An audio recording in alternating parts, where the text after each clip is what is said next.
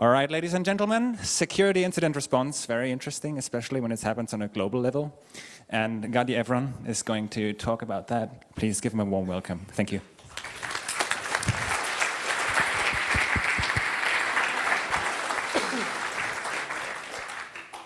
Good morning.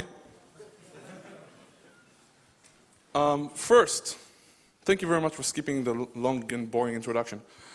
So first, before anybody develops any expectations, this talk is not going to be technical. I always say that on non-technical talks. So please, if you like, leave. Second, some of you may have been to my Estonia information warfare talk. You guys to stand up and say, what are you talking about? Why are you doing this? Etc. So to go through what we're going to talk about, it's going to include everything from, hey, there is a worm spreading. Is somebody doing something about this and why? All the way to, there is a network. It's called the Trevor Intercage. It's an ISP. It's making money. It's a private enterprise. And some people on the internet decide to shut it off? Who are you people to tell a network, a business to just go offline because they're not dealing with their abuse complaints? So this talk relies on you, which is not something very good to say. Now let's get started. So name of the talk, just Estonia and Georgia. Why just Estonia and Georgia? Because everybody likes to talk about it the past 2 years. Somebody defaces a web page in Lithuania, actually 300, everybody in the press jumps up and says, information warfare! Or not, internal issues inside Lithuania. Georgia happens. Whatever actually happened in Georgia, immediately people jump up and say, information warfare, it's the latest buzzword. But Estonia and Georgia got to our attention because they got to the political level. President Bush, the United Nations, NATO, everybody started talking about it. But these incidents happen every day on the internet, and this is where I'm going to start. So, global scale incident response and responders. So, stating the obvious, unfortunately, the internet is international, it is global. Sounds pretty straightforward. It's a network. It's across borders. We are now in Europe. I'm from Israel. But it is global, and that is the second most important thing I learned, most important lesson I learned from the Estonian incident, the Estonian war, if you like. Because even if you had such a thing as 100% security, and whenever I hear 100% security, I just laugh out loud, you would still be vulnerable. Because, of course, the obvious thing, somebody has a computer in Korea, and that computer is attacking you. That computer holds information you own. What are you going to do about it? How are you going to do about it? Who are you going to talk to if you even understand the language and manage to get to anybody? The internet is global, and to answer these incidents, we have to understand that. What it actually comes down to, in fact, is finding the right people to drink beer with all over the world. Whatever people may tell you about trust relationships and vetting environments and super secret mailing lists, we actually have an acronym for that. Yet another super secret mailing list, or just look at the letters. How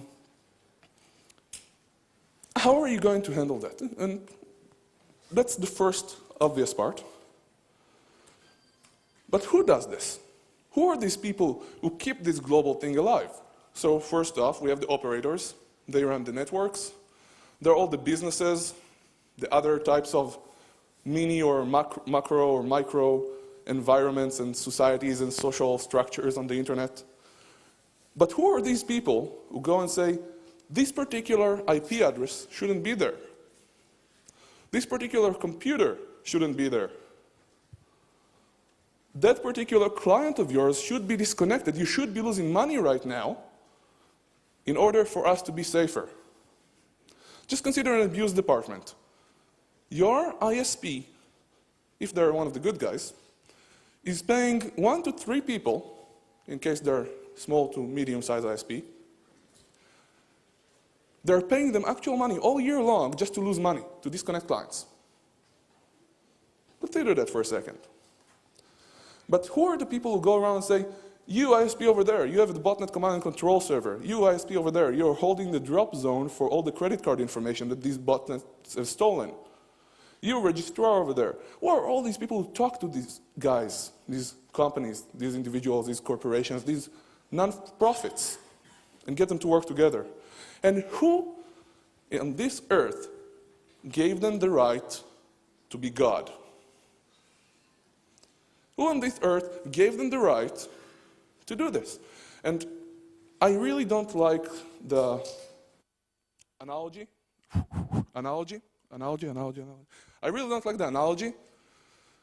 But when on Nanog, one of the most useless and yet useful mailing lists around, which is for network operators, people a few years ago would say, don't be the internet's firewall.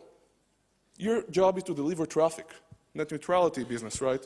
So if today you decide to filter something on the internet, it's a slippery slope, a logical fallacy of sorts. It's a slippery slope because what are you going to filter next? Copyrighted material? When it comes down to it, the people who actually respond to incidents online, I have an extra dot over there, oops. The people who actually respond online don't care. Some of us do, it's been a while now, we've had a chance to get a little bit more organized, to think a little bit in theory rather than action. We just want to keep the internet alive. We care about that. We have a lot of motives, we have a lot of agendas. Some people care because it's their job. And once their job is over, they move to the next position. They don't care about analyzing malware anymore. They don't care about stopping IP addresses from connecting to other networks. Other people see that their life goal, their ambition. A lot of different agendas. And all these people, like you and me, unrelated to their actual job, unrelated to what they get paid for, go online, flame on mailing lists, and discuss how they should save the internet tomorrow. And the only way they do this, which is a discussion we will not go into today, is by whack-a-mole, killing fires. If we see a command and control server over there, or a spam source over there, let's kill it. By kill, I mean legal takedown. You inform the responsible authority of the incident with attached proof they can verify on their own. So you kill it, and then it pops up somewhere else. What have you done? Wasted a little bit of time, perhaps made it a little bit difficult for the bad guys, criminals, as I like to call them, not miscreants or bad guys. But then they learn, they evolve, they develop new technologies, new methods, new operations, so that by the time you kill a command and control server, they're already elsewhere, if they weren't completely redundant before. Are we just wasting our time? And again, who gave the power to just a group of people, unrelated, unaffiliated, to, on a very limited scale, that is true, control the internet? And this note for just the people in the audience that are related to this, a joke. Paul Vixie runs the internet, just so we're clear. I hear about 10 people laughing, so it's good. Now, how far can we go? I really hate the word vigilante. Vigilante should mean neighborhood watch. People will go and do what they should do. It has a very bad connotation. Neighborhood watch means we have a crack house in the neighborhood, we can point it out and say, we don't want that here. Vigilante, as we understand it today in society, means you get a club or a gun and you go and take care of business yourself. The question here is, and this is very, very shaky ground I'm going to touch on here, say we were vigilantes. Say we did decide to take care of business on our own. There are no other authorities out there. There is nobody else out there to take care of the internet as a whole. Nobody gets paid to take care of the internet as a whole. Actually, somebody probably does, but they can't. Somebody in the United States government probably gets a fat paycheck to tell them we can't fix the internet. Or let's create offensive weaponry to create deterrence on the internet so that we can defend ourselves by destroying it or something like that. I don't know. So I don't like that term. And stakeholders. Intentional Buffy typo. Vampire Slayer. Other stakeholders, there are companies with actual inherent interest in keeping the internet alive. Consider all the companies out there, all the organizations out there. I'm not talking about countries, I'm not talking about you with your daily lives if you're disconnected from the internet because somebody DDoSed the network here, which is important by itself. Consider eBay, not to pick on eBay. Consider the banking system. Consider Cisco. Consider Microsoft. A lot of people have a very serious vested interest in this from their own perspective. So, who we face? It's a lot of noise, just background noise. I keep comparing it to background noise because while it's huge, while millions of people are losing their credentials, their banking credentials, their credit cards every day, which we don't really hear about, it's background noise. Because I can still download porn, I can still argue on my favorite forums who the best starship captain was, Kirk, right? Picard. Let's hear it for Kirk. Who here likes Kirk? Come on. As long as you don't say Janeway. Come on. So it's background noise, but the problem is the background noise keeps increasing and increasing and increasing and increasing. And if I need to leave my security perspective aside, just take a step back from being a security guy. I don't care. As long as this background noise is maintained, but the internet is still alive, users can still download porn, can still access their bank, it's fine by me. Of course it's not, but let's say that it was. Fighting back, holding back the tide, all these things don't really hold water anymore. And looking at the financial crisis, which I really don't want to use as a very strong analogy, people have been talking about the financial crisis, about the credit in the States, about all these subprime issue. And they've been talking about it for how long? And now suddenly there is a financial crisis, nobody knows where it came from. This crisis, while I'm very careful not to compare it to the financial crisis, it's out there. The internet is not a safe place, another obvious statement, another truism, if you like. How do we stay alive on it? And more importantly, who makes sure we stay alive? And if you get, you need a mic.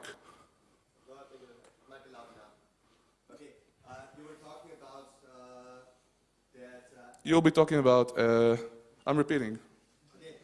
You were talking about that every individual should take... You should just wait for the microphone.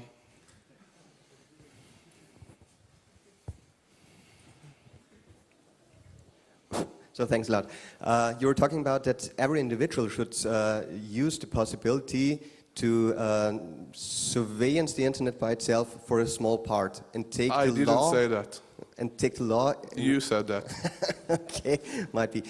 Anyway, wouldn't it be the right and the need of, for example, a government or organization or even some... Which government? Individual governments. The internet, I really like this term. Somebody gave it to me. I can steal it completely. Yeah. I'm talking here. The internet is the only functioning anarchy, or functional anarchy if you like, but please go on.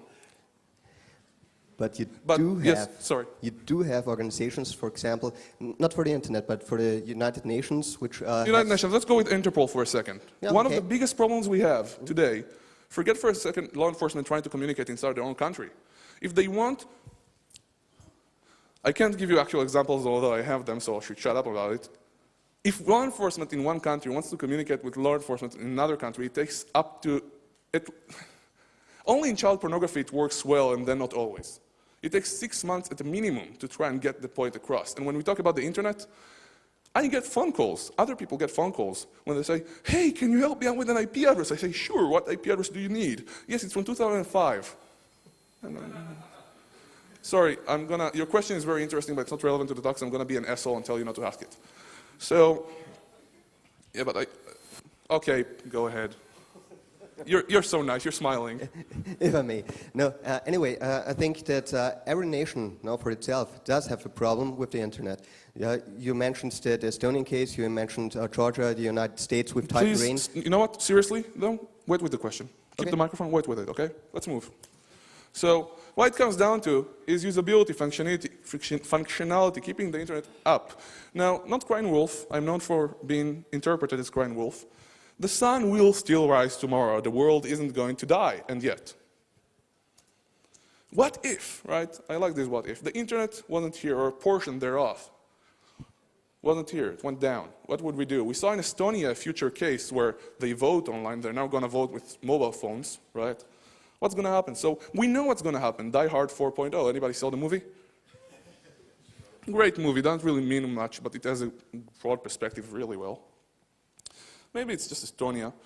But The talk is who clean. I can't say shit on the talk, I can say crap apparently. Oops.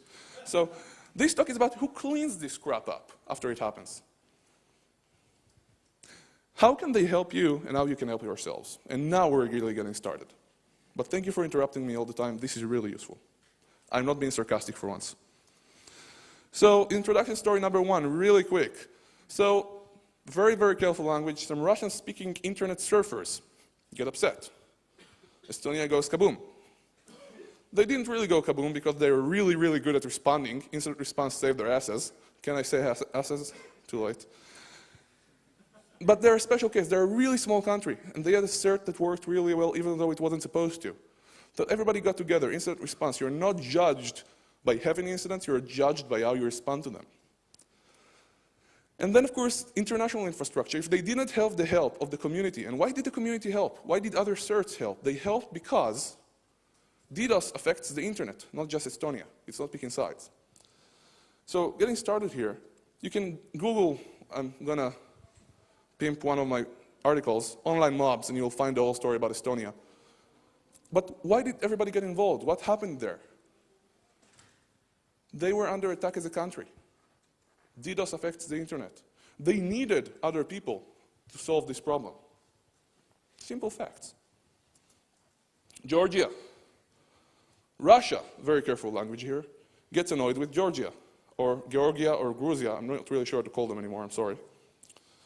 They enter with bombs and tanks, which really calls for, we don't need cyber anymore, right? Now, the tech journalists get overexcited. I don't remember who originally had this quote, I'm stealing it. But basically, tech journalists' wet dream. I can report about war sitting behind the computer screen. War reporting, without any risk. So everybody immediately shouts cyber war. Again, the favorite buzzword. Was it, wasn't it, doesn't matter right now. The interesting thing is, one interesting thing about the attack was the time window of the first attack. Started 2 hours before the tanks went in, and at 2 hours after. Controlling the media, communication, etc. Very useful, very interesting. Maybe could be attributed to Russia, because if it wasn't them, I would still have done it. Black worm. I have been criticized about that quite a bit. So it was a relatively small-scale spreading worm, but it was a destructive one. It would destroy your documents in a nutshell. CADA followed it with some statistics, and they saw several 100,000 infected. We all got together. From US CERT through SANS, all over the world, people looked at IP addresses. ISPs wasted time and money to call users. Tell them, fix your computers. Oh, yes, there is not a fix out yet, but be careful. Back up your documents. Everybody got involved. It was serious. Up until today, on the 3rd of every month, I believe, my memory isn't that good, people lose their documents and go on forums and ask, how do I recover them? It's a business now in India because that's the place that was most hit. The thing about black worm that was so amazing was the amazing, I say amazing twice, the incredible incident response that happened. Forget all the coordination. We got on a phone call. The FBI opened a case file. All the security industry that was involved coordinated on what not to say so we don't hurt the FBI's case. We actually connected 2 field offices together so they can work, and it opened something in HQ. Antivirus companies added signatures and analyzed it. ISPs reported. We got several reporting organizations to send out the alerts. I can go on, and there was a phone call for an hour and a half with a friend of mine, Zot, at Microsoft. MSRC likes to call the Emmy Awards. Because completely unintentional, whenever you would talk there, somebody's like, thank you, Gadi, for that very kind note. Thank you, everybody, for your help. Now, it was really annoying as a phone call, but it was very useful because everybody got there. UK, South Korea, everywhere was on that call, cooperating. We have had cooperation before. This happens all the time. Massive worm breakouts, botnets. But this was, as far as I'm concerned, a breakthrough. So here is the third introduction story. A Facebook worm. This is very recent, a few months old. So I was the first to report it. Of course I wasn't. There are others who saw it before me and probably sent it to their antivirus companies. But as far as the community was concerned, the Internet Security Operations community, the people who help out, I was the first to see it, completely by accident. Lots of worms out there. So it's a dubious credit. I sent it in. Now, Facebook immediately starts filtering the URLs.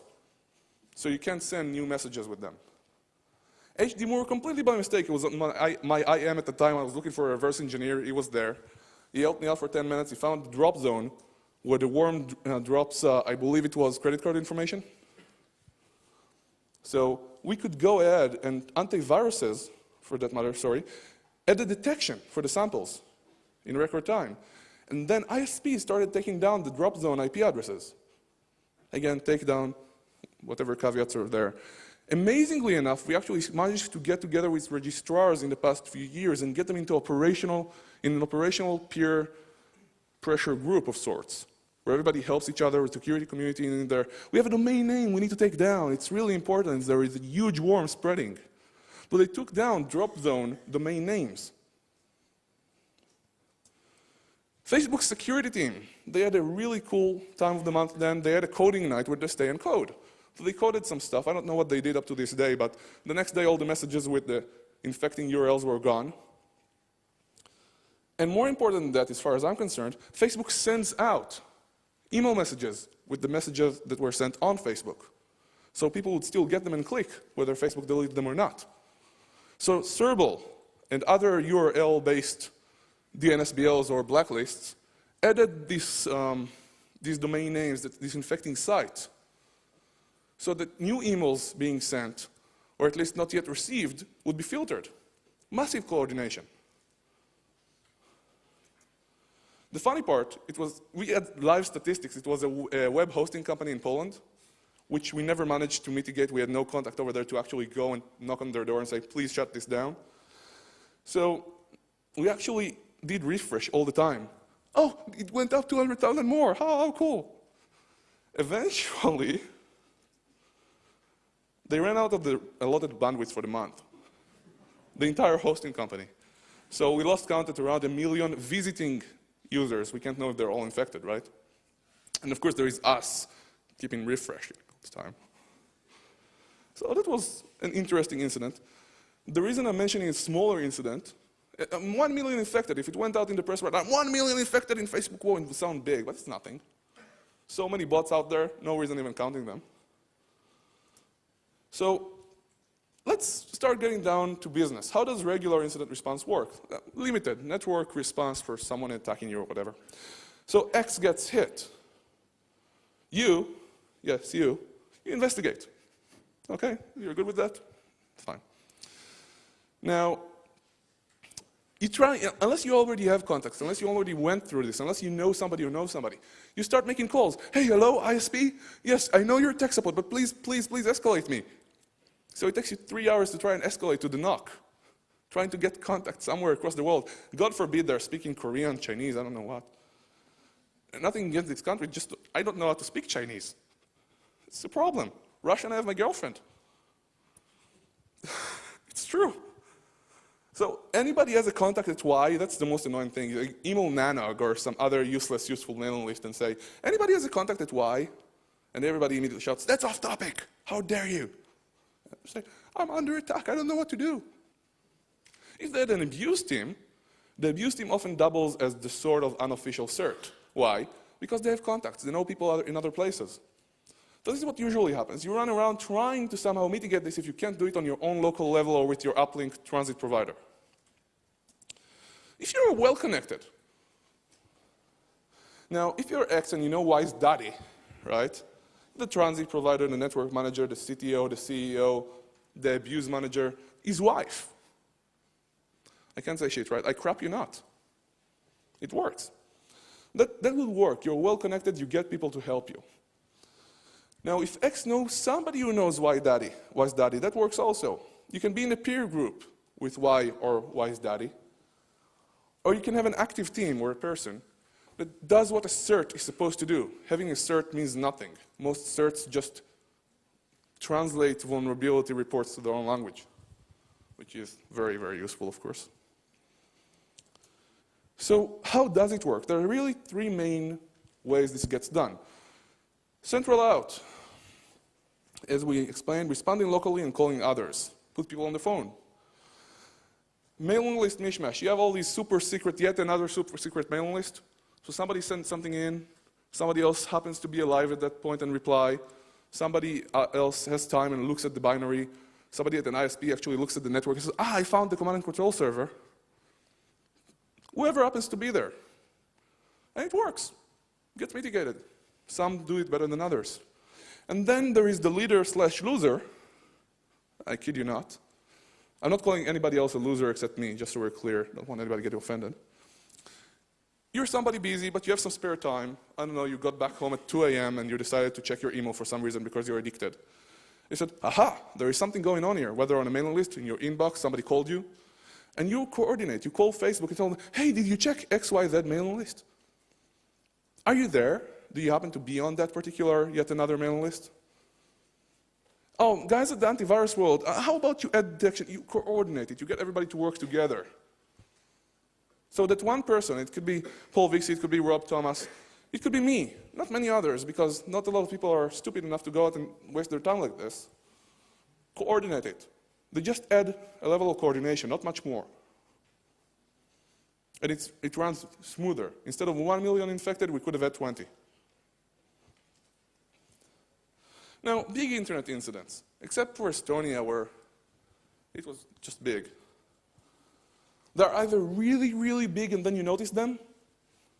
You could have somebody who researches this stuff, such as Jose Nazario at Arbor, and say, I'm seeing something in my logs, can you look at that?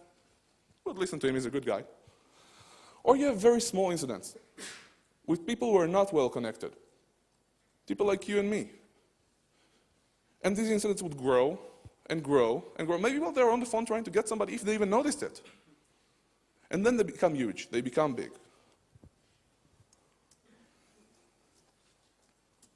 So there is a note here I would like to make on critical infrastructure vulnerability incidents. I don't really want to comment much about the DNS bug, that's for Dan to do. I don't know much about it. I will limit myself to say that has been a huge coordination. Dan Kaminsky and Paul Vixie have done an amazing job. They got people on the phone. They got them to meet with them. They got them to release patches the same day. Huge logistical work. Huge logistical work. More than that, just consider how many people at that point started scanning the internet for recursive DNS servers. Ask Dan. How many abuse complaints were sent just about that? SendGate. I'm raising somebody. It's never a good idea to raise one of your least popular moments. Bugtrack, I think it was 2005, SendMail had a few vulnerabilities released. They've done an incredible job of patching everything within a month. But SendMail, with all due respect, is installed on so many systems around the world that it could be, under some definitions, considered critical internet infrastructure because of what could happen if there was, for example, a SendMail worm. Throwing out an idea, let's not really open the discussion for now. But back then, nobody really understood the concept of critical internet infrastructure, except for very few people, and then they would limit it to DNS, BGP, etc. Everybody should go to Jake's talk on the last day of the con. They're going to show how they're doing something nasty to critical infrastructure. Last note, actual critical infrastructure that everybody would agree on, SCADA systems. It's kind of like it used to be on Backtrack, why Backtrack was started. Vendors would not respond to your reports if you actually found somebody to report to.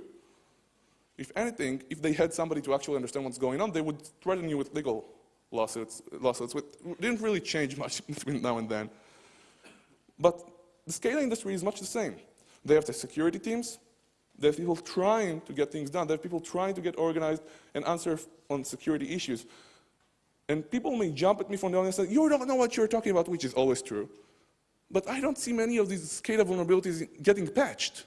I see a lot of this research get classified. I see a lot of this research never get published. I see a lot of people not even wanting to research SCADA.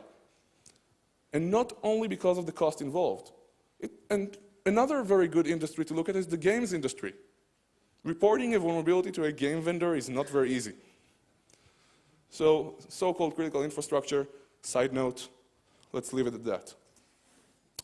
So where do we get to with all these people working together on data? Because we get pissed. We get annoyed. We work so hard, and they just make more millions and millions and millions. Banks in the UK lose as much as They lose hundreds and millions of pounds annually alone, some of the big ones, just in the UK alone. It's not just an underground economy, it's unbelievably huge. If you want my numbers, talk to me later. I'm not running away. So kicking the net of the internet, I would like for there to be some sort of reliability, some sort of liability for networks. I'm not sure they would like that. Networks actually introduced regulation, or the discussion of regulation, with net neutrality, which was a shocker, although somebody explained it to me. They don't want to be regulated, which is fine. The US government said, this is going to be a private thing, go and do your thing, thingy. And I said, no, no, no, give it back to us. We want to add some restrictions over there. So a Trevo intercage, what I like to call the American RBN. I still don't feel very, safe is not the right word, I don't feel right to talk about the Trevo intercage and what happened there and how it went off the air. But whether it was a victory or whether we just once again gave them, the criminals, not the bad guys, not the miscreants, a boost, an evolutionary boost. Go, spread around, spread your wings, make it harder for us the next time. It was a moral victory. Finally we thought, hey, we're getting something done. For one moment, and I'm quoting Angel here, a lot of Buffy references today, for one moment we stopped the machine, the evil machine. Spam dropped. It was back the next day or the next week, but people felt pretty good about that. But what's the difference between a witch hunt and keeping the internet clear? Because a few years ago, networks would have said, hey, who are you to be the internet's firewall? Today they're saying, and again, I'm not quite willing to talk about how that happened yet, that network is bad enough that we don't want it here. And other networks, hosting providers, for example, that grew up saying, we have a problem making money, let's accept some, say, black hat users for now until we grow big enough so we don't need them. Started sending emails and saying, how do we get involved with real security people? EST domains, I was very skeptical we'll get it done again. We, nobody, not me, somebody else, Ryan Krebs, Washington Post. We would get it done again as a community. EST domains, one of the biggest, a lot of swear words out there, is no longer there. ICANN got rid of it. First good thing I can say about ICANN in many, many years. Nicolo, another bad colocation provider, gone. Software, not bad people, good people. People in our community, in closed forums, started saying, we need to get rid of software as well. Look at them, they're not responding to abuse reports. No, we're not unreasonable people, and we don't control the internet. So we went to talk to them. Really good people. And they're working very hard to clean their act. The question is, who is next on the list? Should we be doing this? Should we not? I'm saying let's kick some ass. It's about time. But it's not as simple as that. And just as a side note, when Trevo went down, if you looked at the Washington Post story, Brian Krebs' story, there were comments in Russian.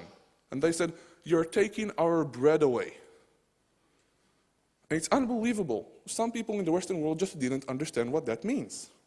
I can very simply counter that. Go make your bread some other way, not taking away from mine. But it's more than an underground economy. Solutions, you can get involved. What happens if you're attacked? What happens if somebody you know is attacked? What happens if you're attacking without knowing it? Do you care? How do I get in touch with you? Is your who is information updated with abuse contacts? Simple stuff. There are a lot of castle cups went down. It was foreseeable but regrettable. But there are a lot of other organizations out there you can be involved with. As a handler, you can just look at spam and report it. Start reading the Sun's diary. Get involved, get to know the people, get to know what's going on. Security operations is a whole different field, much like security research, security management, completely different terminology. A security researcher, and I'm exaggerating here, would look at something and say, there is always another bug, there is always another vulnerability, I can always get in. A security manager would say, well, we need to treat what's the biggest risk, what's our biggest threat? How do we mitigate that? How do we lower the risk? What are our big gems that we need to protect? Completely incomprehensible to one another, trying to talk in one room. Security operations is yet another place where they say, something happened, how do we stop it? How do we make sure everything gets back online? Forget about forensics for a second, although some people may consider it important. Now, yours. What is your solution? You here. Diversity matters. When I started, I said to people, why are we not sharing more resources? Why are we not doing more together? Why double our resources?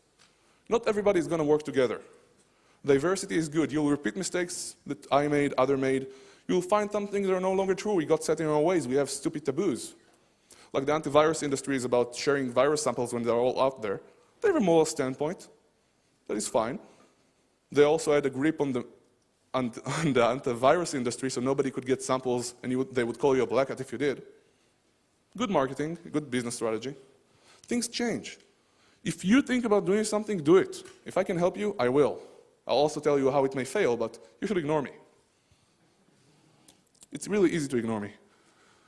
So, reasons I'm here. The EU security operations community is not organized. There are a lot of people working out there. Whether it's just seeing something and analyzing it because it's fun, or sitting on logs all day long, trying to figure out what's going on. Not organized. Not many people know each other unless they're maybe in the CERT in the CERT community, or perhaps they go to RIPE if they're in the network community. Get involved. See who else is working on this. If you're attacked, where do you go? Who do you ask for help? So, I'm not the guy, but if you need somebody to connect you with somebody else, feel free to email me. I'm unfortunately unable to answer all my email, but I will do my best to help, just to connect you with people. And of course, get things better organized. Make new friends, drink more beer. Beer matters. This is not a joke. And we don't have that much time, but the reason for this talk was just so you can talk, and I realize the privacy concerns, the big brother concerns, the internet is gonna die concerns, practical concerns of how do we get involved, how do we save ourselves from a DDoS attack, if it's just a DDoS attack. Ask me questions. I'll try. Actually, you had a question at the beginning. You're laughing now. Somebody give the guy a microphone.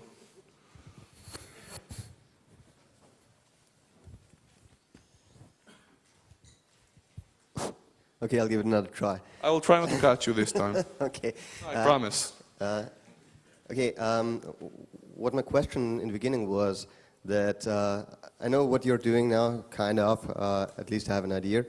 But anyway, at the present situation, every country is involved. It might be attacked and it might get hit, or the vital infrastructure might get hit. So isn't it the responsibility of a government or an international organization in any way to do something with our taxes and get some kind of control of it? I mean, is it better to let commercial industry doing the job, or NGOs or whoever? The commercial industry isn't really doing much, but yes, I agree with you. Somebody should be doing something. Unfortunately, it's just people. I agree with you. I'm not sure I want governments to try and fix this, but we need the leadership. We need the funding. We are facing well-organized, well-funded people. So yes, I agree with you. Somebody should be doing something. Unfortunately, it's only us. Why? Maybe it will change one day. Everybody is trying to do something. Whenever somebody is new in this, they say, information sharing, let's do more information sharing. That's how we can spot them. But didn't the NATO in some kind do something? Oh yeah, NATO did something, but it involved getting Hitler a break every day when they took his notes for the past 24 hours in Estonia. But of course, officially NATO did something in Estonia, sure. Everybody wants to do something. NATO are good people. They're trying to do their own things. For example, do you respond to a cyber attack with a kinetic assault, with bombs? How do you define a cyber attack? More importantly, do you even know who is attacking you? A lot of theory there. We can go into it. Estonia was really special because of the case studies, because finally we don't just understand what may go wrong like in Die Hard 4.0, but we had some strategy, some tactics, something that we can analyze and see if it would work better or not. Thank you for the question. Yes, over there. Can you pass the microphone over there? I can't really hear you. The microphone isn't working. Yeah, turn it on. Good advice. Whoever said turn it on, come here to the front, please.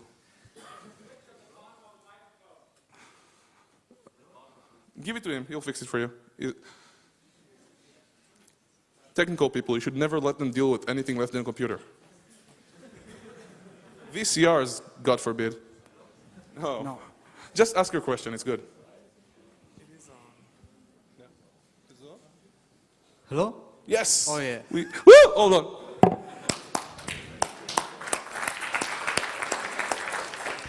Go ahead, please. Thank you. Is about the cyber warfare. I can't hear him. Everybody, please be quiet. You, be quiet. You're in the front. Go ahead. Just about cyber warfare and all the people saying Russia attacking Estonia directly and so on. It's about the talk that that was at Hacking the Box a few days ago, and was made by Marcos Ranum from Tenable Security. I have no idea how to answer you because I don't know. Was a talk saying the cyber warfare was bullshit? I can't say cyber warfare in many cases is bullshit. Depends on how you define it, depends on what actually happened. Was it bullshit in the Estonian case? Yeah. No. Was it Russia that attacked? I don't know. Opinion, you can say yes, you can say no, doesn't matter right now. Depends on who you want to annoy. I'm sorry, I honestly don't have an answer for you because it will be political. I can say one thing though, whether it was Russia or not, they sure did know how to use the after effects for deterrence. Really smart people. Whether it was them or not, I don't know. I know it was Russian-speaking people around the world who got organized. Sorry. Other questions? Yes, over there. Please pass the microphone real quick.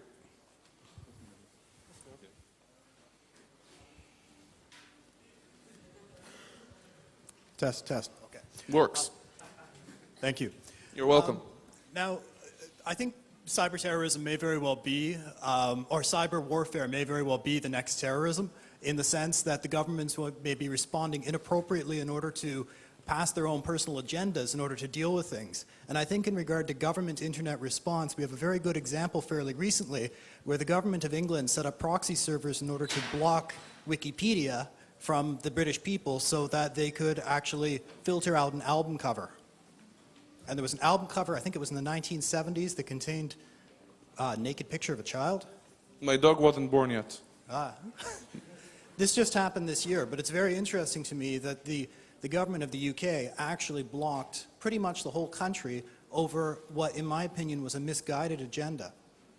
So if the absolutely, everything new that gets involved in politics. I agree with you. Oh yeah, and you know, as soon as you start putting money into blocking and fighting this cyber warfare, that money is going to be going into surveillance, into privacy. We did talk about cybercrime here. You do know that, right? But Well, I yeah. agree with you. That was a very well-made comment. Thank you. Just an example, though, of incident response, where an incident occurred. I got your example. It was a good comment, but now I don't have time for you. Sorry. Cool. Other questions before we finish? Yes, over there. We're not going to wait for the microphone. I'm just going to give you mine.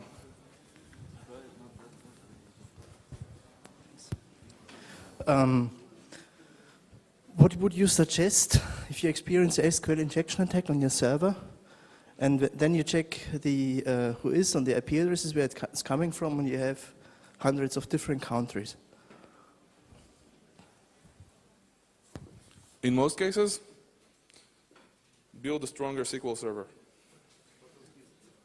That's the best advice I can give you. You can probably try and send abuse reports. You can probably try and block based on some. This is basically something you would best be responding to locally with your.